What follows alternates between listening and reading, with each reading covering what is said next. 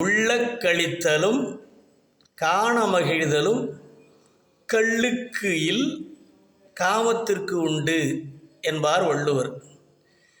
கள் என்பது போதை தரக்கூடிய ஒரு வஸ்து, பொருள்.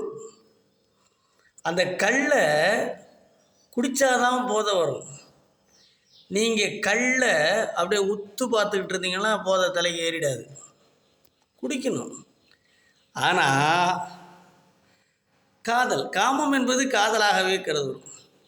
ஒரு மங்கை நல்லாள், தேவதைக்கு நிகரான அழகுடைய ஒரு மங்கையை பார்த்தாலே ஒரு வித மயக்கம் வரும்.